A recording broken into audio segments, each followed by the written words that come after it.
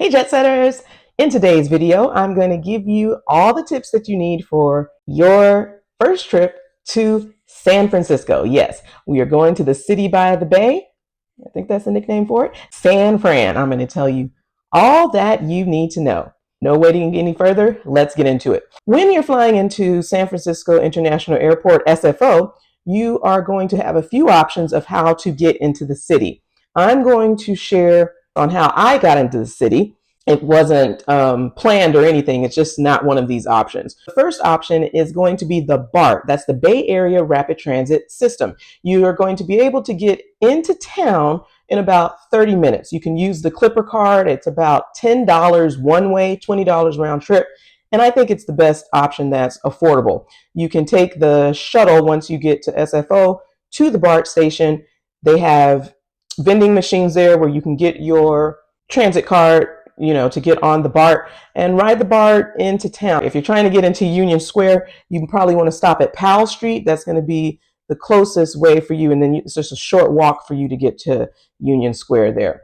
Also, the BART station, it's open 5 a.m. to 12 a.m. So if you're coming in on a red eye, you should be able to make moves and use that for your transportation needs. If you don't want to do this, you can also take an Uber, Lyft, or taxi into town. This is going to be more expensive, about $40 to $50.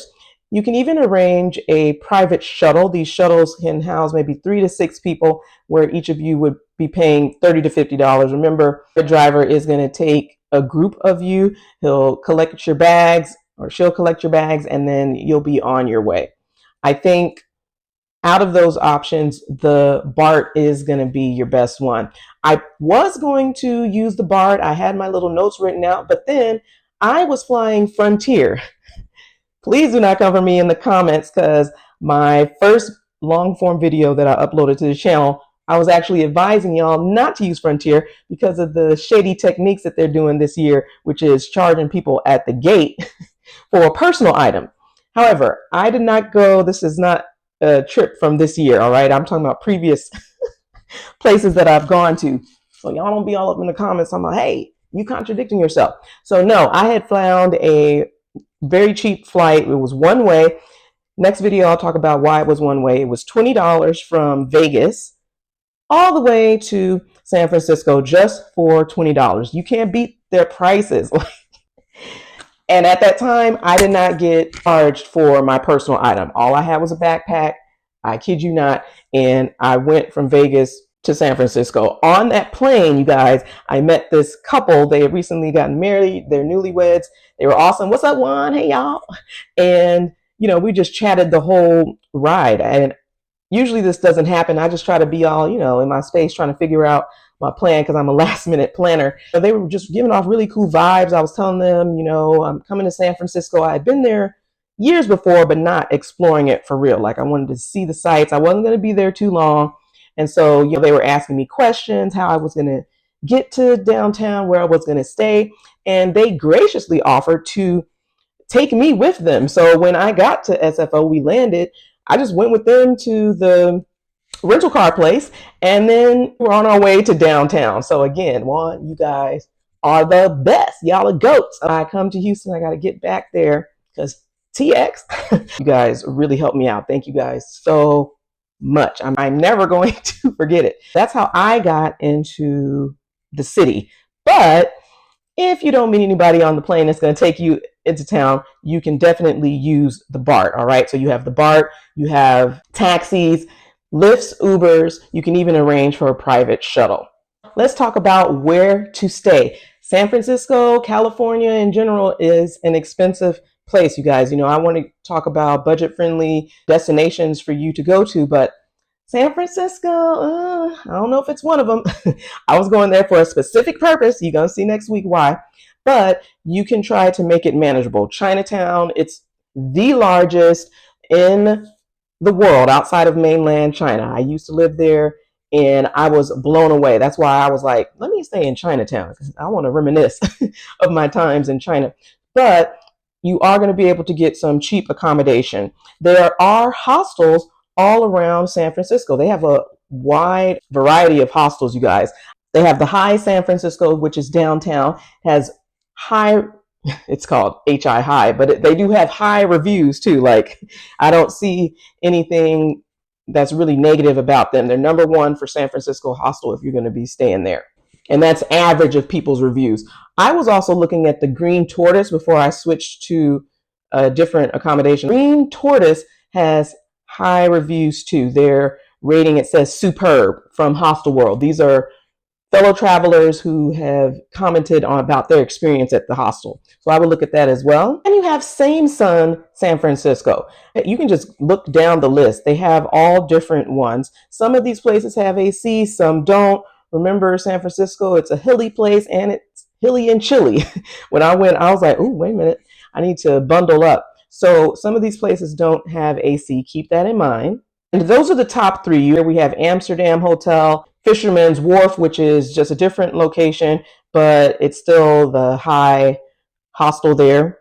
You can even look at Music City Hall of Fame hostel. I like those themed hostels. And these are not too bad price range, $30 to $50 a night, which is, I think, reasonable for San Francisco. So you can definitely check those out. If the rating is 6 or below, I wouldn't want to try it. Like, if I'm there by myself, a rating of 5 and 10 is the highest, you setting yourself up for something. So don't be coming to me saying, nah, Janelle told me Hostel World had all these in San Francisco. No. I read to you the top ones. I decided to stay at the Urban Hotel. It is in Chinatown, and I'm talking about right there. I could walk outside, go maybe a minute, and boom, I'm at Dragon Gate, like the entrance to Chinatown, outside of mainland China. The one in San Francisco, you guys have to go there. Like, living in China for a year, I was amazed. It literally felt like I had just stepped into China.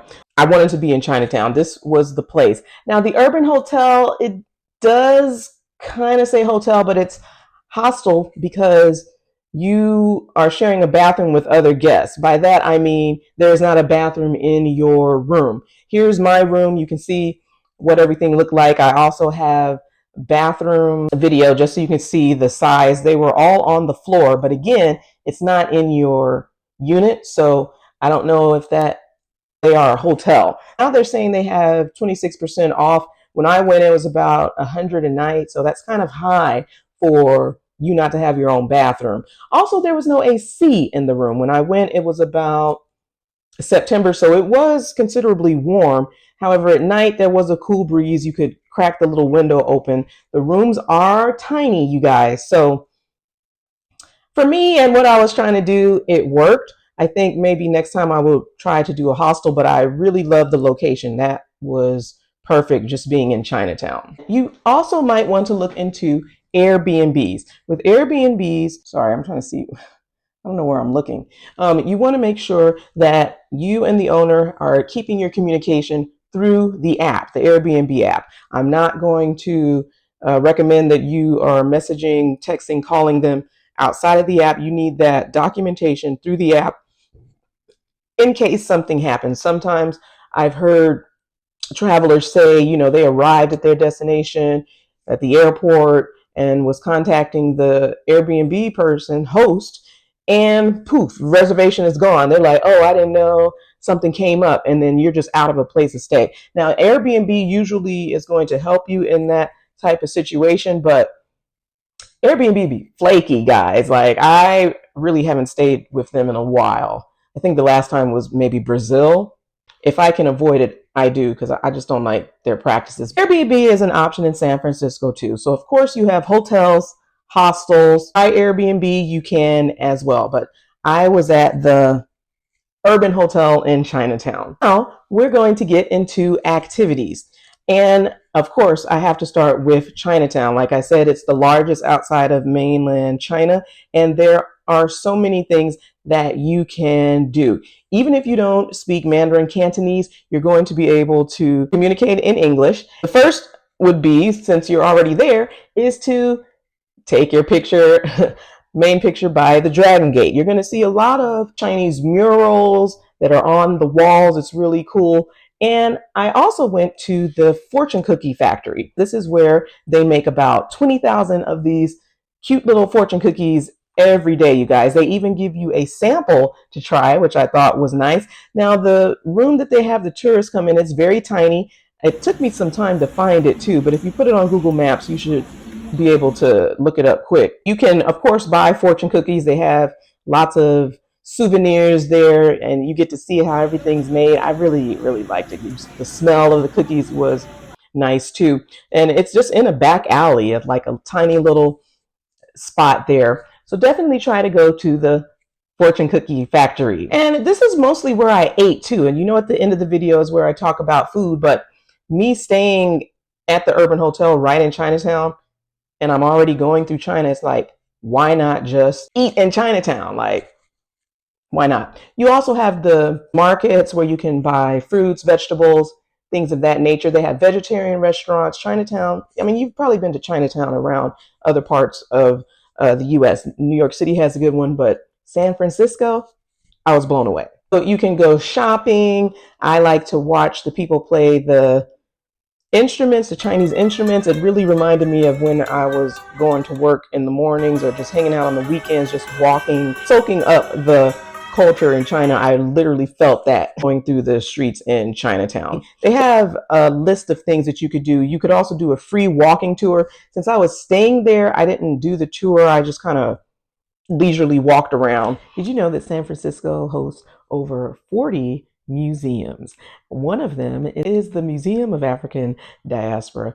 It is located on the first 3 floors of the St. Regis Hotel, and it is steps away from the San Francisco Museum of Modern Art. This contemporary art museum focuses on the art and history of African countries. The mission of the museum is not only to share artifacts, but to share people's stories and experiences. This ranges from Afro-Cubans to Afro-Asians, Afro-Caribbeans, and of course, African Americans. I went to the museum when they were going through their remodel, but now they have fully completed and you're able to see more of what the museum has to offer. They have the exhibits, poetry readings, film screenings, and other special events. The museum is not open every day. It's open from Wednesday to Saturdays. They do offer discounts for seniors, educators like myself, and students. These museums do have discount days where it is heavily discounted and or free to the public. So it just depends on that day. Hopefully you'll be able to stop by and see some of these wonderful museums. These are 2 of the top museums in San Francisco. Of course, number 1 is the Museum of Modern Art. You can check out the Diego mural there. They also have the largest living wall in the world, and that's literally a vertical garden that's on an outdoor wall. I'm so sad that I didn't get to see that there when I was visiting. See the museum. There's so many. The next activity would be to go to Fisherman's Wharf. Pier 39 is at Fisherman's Wharf. You can watch the seals, go to all the shops. They had a cool left-handed shop there, Southpaws. I looked at that and had the cute little postcard, vegetarian, but they do have clam chowder that's popular there. You can get a lot of souvenirs there. The weather was beautiful when I went there. It was really, really nice, you guys. I went to Pier 39. I also, of course, did Chinatown, and I went to Ghirardelli chocolate. That store is humongous. I just tasted a little bit of the chocolate samples. I had to go to the cable car. There's so much history there. And I kind of started a line of photo taking for IG. Basically, if you're taking pics, I'm very trusting, so I don't put locks in the hostel lockers. If I'm taking photos, I just put my bag down, stand over there. I mean, it's still in my peripheral, but I don't know. Maybe I should not do that as much. I asked a tourist who was also there to take my pictures, and I want you to pop, pop, pop, and I'll just do all the poses. So that's what you see me doing here. And the cable car is what you are looking at. Umbrella Alley is right around the corner if you are at Fisherman's Wharf, or around from the cable car, and it's just really this bright little area where you can walk in. I think you pay a few dollars or something, and it's really a lot of pics for IG. It just says Umbrella Alley, San Francisco. I think it's a good photo spot, but it's bright and colorful. You have all the umbrellas. Take a few shots after going through the cable car. Ghirardelli Square, it's like all in that same area. It's like a nice little park where you can sit and watch the bay. Is really, really beautiful. One of the last activities I did was go to Lombard Street, where, you know, it's that twist and turn in street. It's famous because you're going to see those steep, really, really, really, really close turns. I was not in a vehicle. I took the bus to go there and check it out.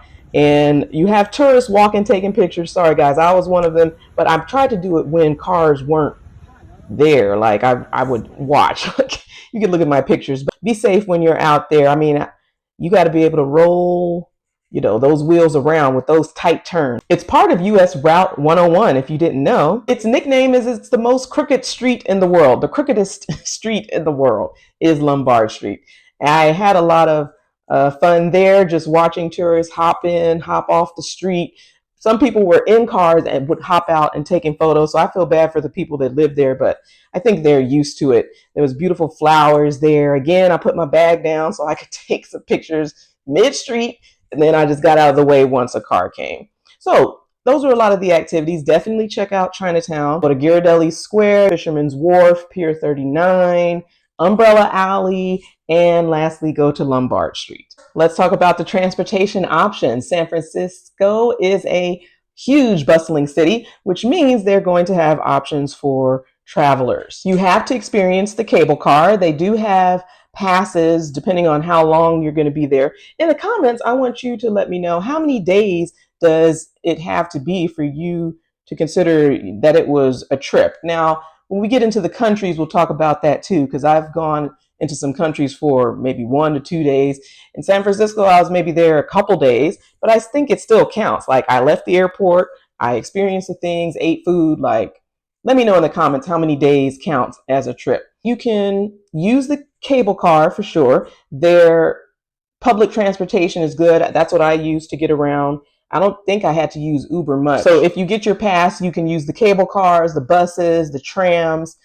It's really well designed, their public transport is. And yes, I missed the Golden Gate Bridge. That was my mistake. The city is bike friendly, so you can rent a bike and move around that way if you so choose. Of course, you can use the Mooney bus and the tram. So again, cable car, the Mooney tram, Mooney bus, and bike.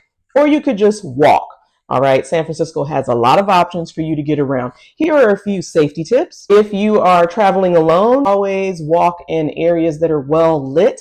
I would stay away from dark alleys where you are walking by yourself. Like I've said in the previous video, wear a money belt where your items are hidden, and you want to dress not too flashy, okay? You will see from my photos how I kind of just dress kind of casual, comfy. I'm not really looking threatening to people where I would be, you know, robbed or anything like that. If you are new to the area or this is your first solo trip, I wouldn't venture out at night too much unless you were just taking an Uber from the place. You call the Uber to pick you up and then they take you like straight to your hotel. You just don't want to be walking alone at night, definitely in dark alleys. Like, these are things you want to stay away from. I think California is one of the states in the US that is veggie friendly. I think they have so many options for vegetarians that's just so fresh, delicious. However, I did not get to go to many of them. I just stayed in Chinatown. Chinatown does have good options. I ate here. I had some good eggplant there. Of course, dim sum. I love to get the dumplings there. Chinese food is very light and healthy. I did order Uber Eats one time from a restaurant. Let me give you the name here. I can't remember it. A fresh salad. It had avocado, greens, everything. I was cleansing my system for the next trip that I'm going to talk about in the next video. I just wanted to eat as healthy as I could being in San Fran. Now, of course, they do have In-N-Out. I don't know if they have a veggie patty there. So I really haven't been to In-N-Out. Like, I don't really just want bun and cheese with some lettuce and tomato. But I did eat some pizza. The pizza was good. I enjoyed that. Of course, I had the fortune cookie. But the food here, I would have to come back and do more foodie places for sure. Some options I've heard that are nice are Green's Restaurant. You have a nice view of the Golden Gate and, of course, a vegetarian menu. Visit Shizen. It's in the Mission District, and it's Japanese cuisine. They have vegan sushi, lots of options. Another option that they gave was Loving Hut. Loving Hut is for the budget foodies that don't want to spend too much, and you can get a lot of food for your buck. So that's going to be good. So again, I would eat in Chinatown. They have lots of vegetarian options for you guys. And you, of course, can check out the fortune cookie. Now, that's not a meal, that's just something there. In and Out, people like to go there. You can go to the Greens restaurant, Shizen vegan sushi, if you're feeling Japanese cuisine. And you can also check out Loving Hut. I also went to Trader Joe's. Like, I knew Trader Joe's originated in California. Y'all, I love that store. Like, I loaded up. I'm just going to say it. I went to California because I wanted to ride the California Zephyr for the first time, which is going to be the next video. Okay. I was trying to keep it a surprise, but I keep alluding to it, so I might as well just say it here. And so I went to Trader Joe's because I needed to stock up on food because I did not have the room, which means you have dining on the train. So I needed to be able to have food for me to eat on that 3-day journey, but that's coming up. All right. So that's what I ate in San Francisco. Y'all can hit me up with any more places that I missed. I know I wasn't there that many days. I was about to get on the Amtrak. You can use this guide for an unforgettable adventure from entering the city, coming in downtown on the BART. You're going to have many places to stay, whether it's in Chinatown or elsewhere. Hostel World has you covered with options. You also could do one of the beautiful hotels that they have there. There's so many activities, from walking around Chinatown, visiting the shops, going shopping, getting souvenirs. You can also listen to music, see the seals, go shopping, eat souvenirs at Fisherman's Wharf. Check out Pier 39. Get on the Crooked Street. That's always a fun thing for tourists to do. There's plenty of ways for you to get around, whether it is the BART, you have the Mooney, you have Uber, you can walk. I like those cities that encourage fitness by exercising. You can bike, and it is hilly though. So remember that you are going to be going up and down those hills, but hey, get your steps in, okay? There are plenty of healthy food options for vegetarians. If you're a vegetarian, I know there's some places like Texas, that's steak heavy. This is not one of them. You are going to be able to eat delicious vegan, vegetarian food. I hope you enjoyed this video. If you did, like and subscribe. Please leave a comment below. I really appreciate reading all of you guys' comments. Again, I flew Frontier that time. I haven't been on Frontier in a while, especially after that video. I enjoyed reading all of y'all's responses on Frontier. Does anybody know if they stopped charging people at the gate? I think that would be interesting to find out. I know somebody was mentioned a lawsuit on the airline, but who knows with Frontier. Anyways, you kind of heard that the next video is going to be about Amtrak train, so I'm excited to share that one with you. Please subscribe, that notification bell turned on so you won't miss it. I'll see you next week.